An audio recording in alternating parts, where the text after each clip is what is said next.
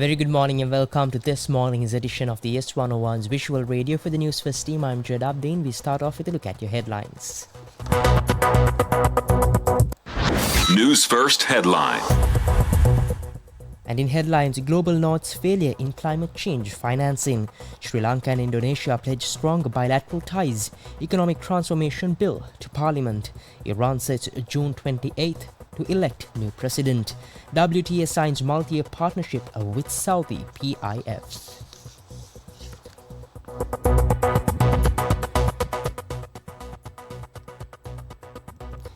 And now your news in detail.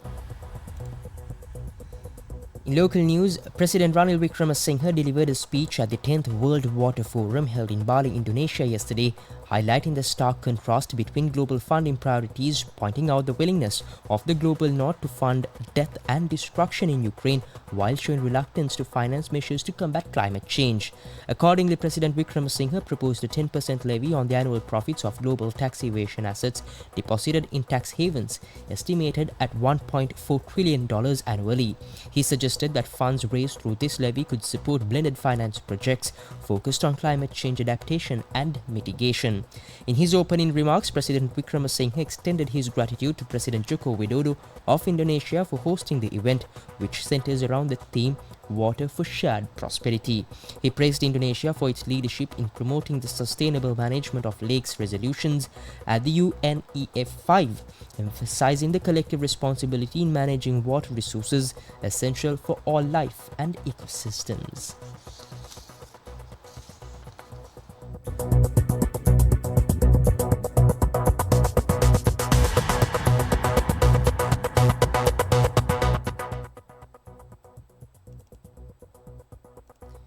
And shifting your attention to more local news, in a significant bilateral meeting during the 10th World Water Forum, President Ranil Wickremesinghe and Indonesian President Joko Widodo reaffirmed their commitment to strengthening the long-standing relationship between the nations, while the discussions, which covered a wide range of regional and international issues, underscored the importance of collaboration in addressing global challenges. President Wickremesinghe, in his opening remarks, highlighted the historical ties between Sri Lanka and Indonesia, dating back to their joint participation in the 1956 Bandung Conference. He expressed appreciation for President Widodo's leadership in regional, international and bilateral matters, noting the importance of such summits in fostering global cooperation. A major topic of discussion was the critical issue of water management, while President Wickremesinghe emphasized the importance of the World Water Forum and expressed Sri Lanka's willingness to participate in the global blended financial alliance faced by countries in managing water resources. He commended Indonesia for establishing a secretariat for the alliance, recognizing its significance for Sri Lanka. President Widodo, in his remarks, focused on the economic cooperation between the two countries. He stressed the need to finalize the preferential trade agreement by the first quarter of 2025 to enhance economic ties, while additionally he highlighted Indonesia's interest in entering the Sri Lankan vaccine market through Indonesian pharmaceutical companies and called for the lifting of import restrictions on Indonesian palm oil and related products.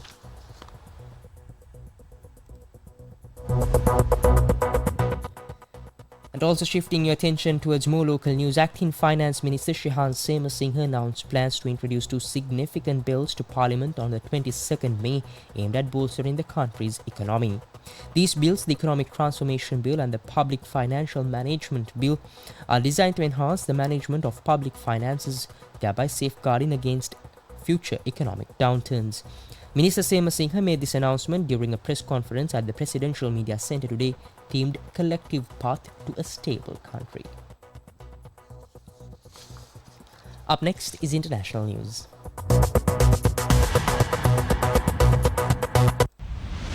International news.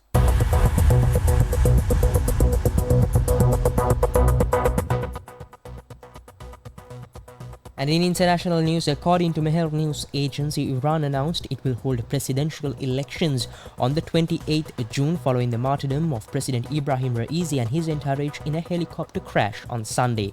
The heads of the three branches of the Iranian government, executive, legislative and judiciary, including interim President Mohammad Mokhbar, Parliament Speaker Mohammad Bagher Ghalibaf and the judiciary head Ghulam Hossein Mohseni Ejei held a meeting a day after the tragic loss of the President Ibrahim Raisi and his entourage on Monday evening. The newly appointed interim president, who replaced Marta Raisi on Monday, chaired the meeting among the top officials. They decided in the meeting that the elections to elect the next Iranian president will be held on the 28th June. The registration of candidates will take place from the 30th May to the 3rd June, with the campaign period running from 12th June until the morning of 27th June. Up next is your update on sports.